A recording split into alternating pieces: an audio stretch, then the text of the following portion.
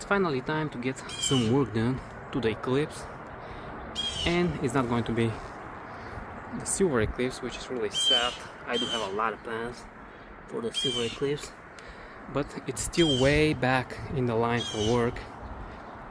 But at least it does look really nice and clean. I'm going to do some work to the red Eclipse. Since you can see it does look pretty clean from outside, the interior is really nice, but once I pop open the hood, the engine bay is really dirty and it does bother me a lot. So the plans for today, actually not for today, for this week, is to respray the engine bay, and that's why I just cleaned my garage. It's still pretty dirty, you can see, but I pressure washed the floor, and I think I'm gonna be fine respraying the engine bay. I know I will. It's not such an important thing, but it does bother me. So let's get the Eclipses back in the garage and move forward. Just one last look at them side by side. Once I finish them, I have to race them to see which one is the fastest one. I know it's the silver one, but you never know. You can see on the video that actually the engine bay doesn't look that bad, but this is just an illusion. If I come closer, you can see how messed up is the paint here, and it's pretty faded everywhere, like especially the strut mount area. It's pretty messed up. So now I'm going to take off everything I can, like these brackets for instance, the headlights. I'm gonna take out the front bumper, this support, pretty much everything I can, and then I'll try to respray this area, 2K clear on the top, and we'll see how it's gonna turn out.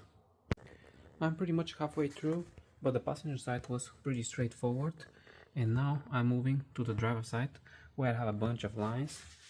You can see the AC line, 2 power steering lines, and this car is equipped with the ABS, so it does have ABS lines going to the front.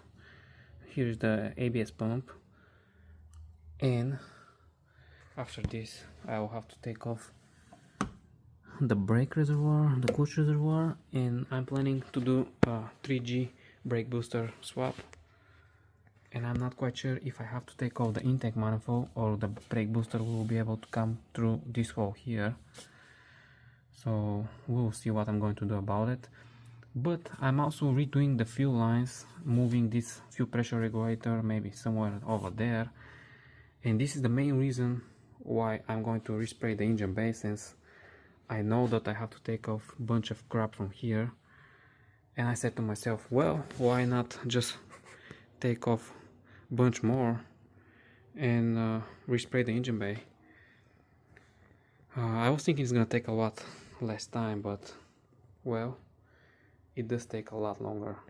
Quick update, I ended up taking off a bunch of other things, and now I'm at the point where I'm pretty close to pull out the engine, and this is something which I wasn't planning to do, but since the only thing left to disconnect is the front axles and the downpipe, and everything else I'm gonna take it off anyway.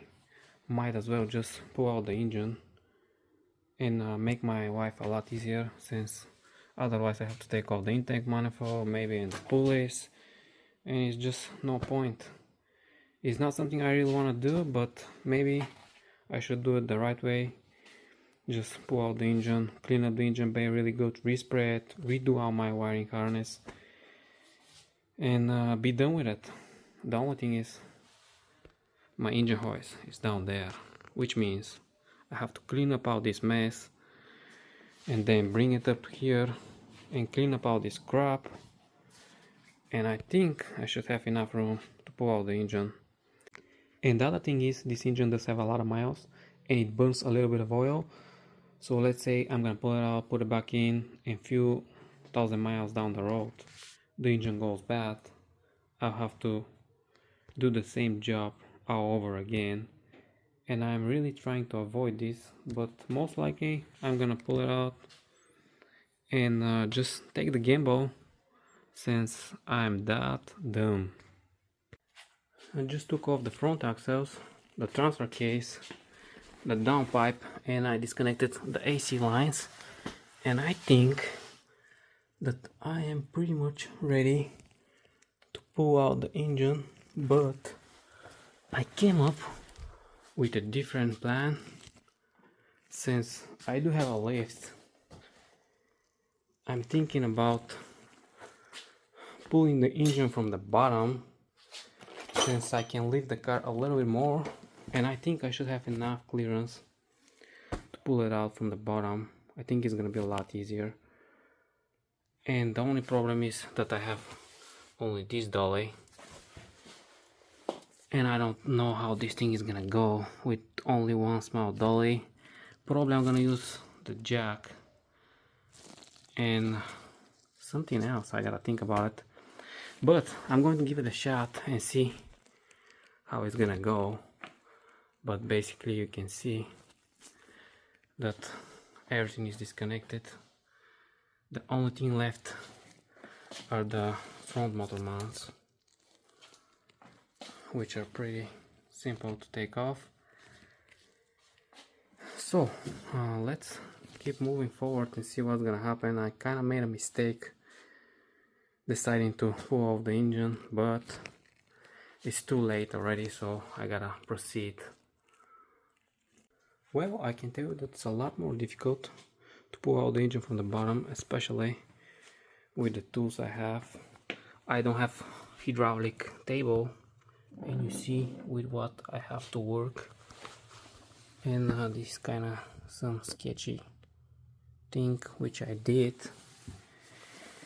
and already took me a while to get to this point, and you can see how I had to turn the engine to be able to take it off, since I have aftermarket wastegate. The AC is still here, and it does make the things a lot more difficult. I was going to be done already if I had used the engine hoist, so it was the wrong call to pull it off from the bottom, but at least I give it a shot. I'm pretty much done, but the other challenge is that I have to move the engine from there to somewhere here, and with what I have supported, the engine is gonna be kind of a challenge. But anyway, let's see what's gonna happen if I lift the car a little bit more.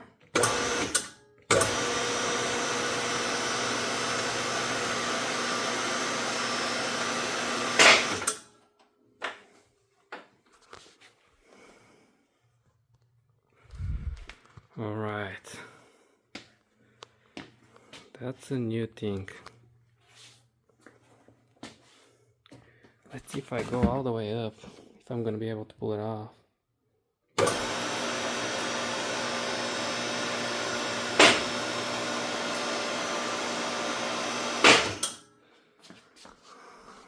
Yeah, I will be able to, and I still have 2 more heights to go up, you can see.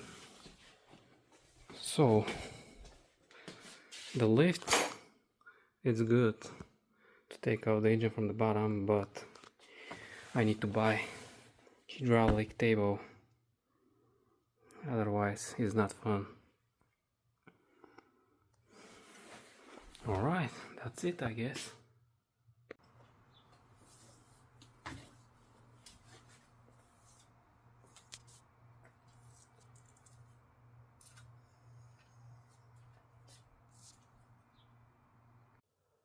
Well, I took out pretty much everything, as you can see, and the funny thing is that this was supposed to be a quick engine bay respray, but it turned out to be a whole big project, for which I really hate myself, but I really hope that on the end it will be all worth it.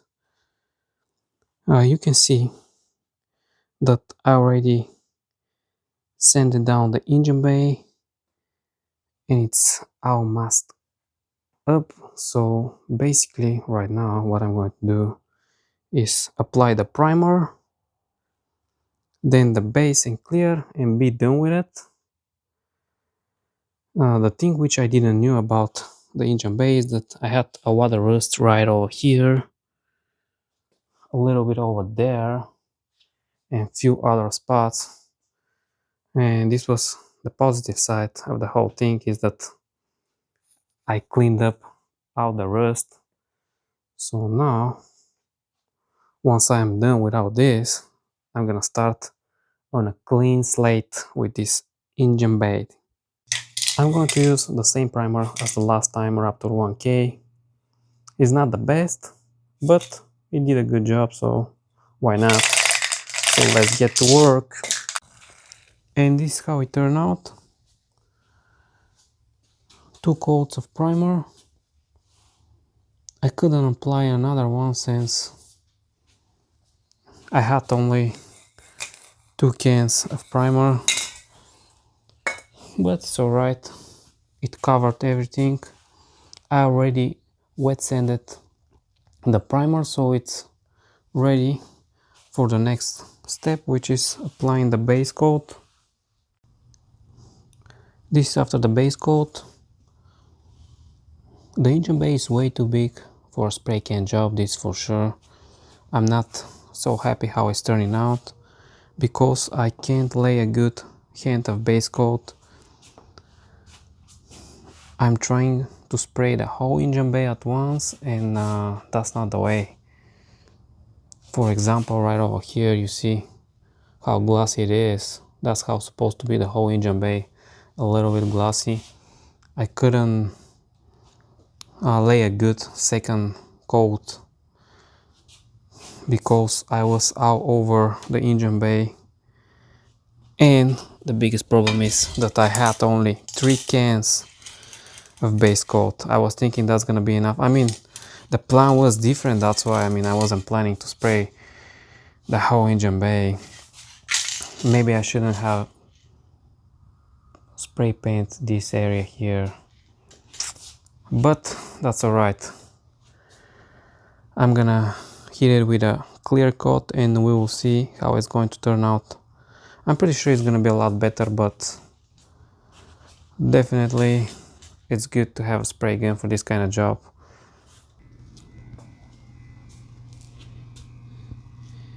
This is the end result after applying the clear coat. I think that it turned out pretty good. You can see how glossy it is. And this is only thanks to the 2K clear. This clear coat, it does make magics. The only place which I messed up is right over here. I touched it with my shirt, then I tried to fix it, and you can see that the clear coat is bubbling a little bit, and this is because I apply a lot of clear coat here, and for some reason it turned out to some kind of a reaction. Not a big deal. I'm going to sand down this, then buff it out, and it will disappear. I'm not worried about it. And here is the transition between the inner side of the fender and the outside. I think it turned out pretty good. It's alright. And I also fixed this area here. It's a lot better than before, so no complaints. Overall, very happy with the end result. It's a lot better than before. I'm not trying to make this engine bay perfect, but at least acceptable. And here is the clear coat I used. Clear Glamour. This is the glossiest clear coat you can buy from a spray can, so if you're interested, just search for Clear Glamour and you're gonna have the same result from a spray can. Just use a mask for this clear coat, since it's really dangerous. I hate using this clear coat, but you can see the end result. It's worth it. So what I'm planning to do is end the video here, and next time I'm going to start putting everything back together. I'm planning to relocate the power steering lines which are running through here. The stock ones are going through here, but I'm planning to run them to the bottom like on my silver Eclipse. And I'm not sure what I'm going to do with my ABS pump, which is right over here, and there are a bunch of lines going through the ABS pump, and it's kind of ugly, and my ABS is not working, so I'm still deciding should I delete it or try to fix my ABS. I kind of want to have my ABS on this car, since this one, my silver Eclipse, doesn't have a ABS, and I want to test and see which one is gonna stop faster, since I'm gonna install Brembo brakes on this one. And this is kind of the main reason I started out this project, since I'm gonna install a 3G booster and a new pump and everything, pretty much a lot of new parts, and I don't want to start installing the new parts on a dirty engine bay, and that's why I did all this, which is kind of crazy, but I think it will be worth it. Alright guys, I'm gonna end the video here.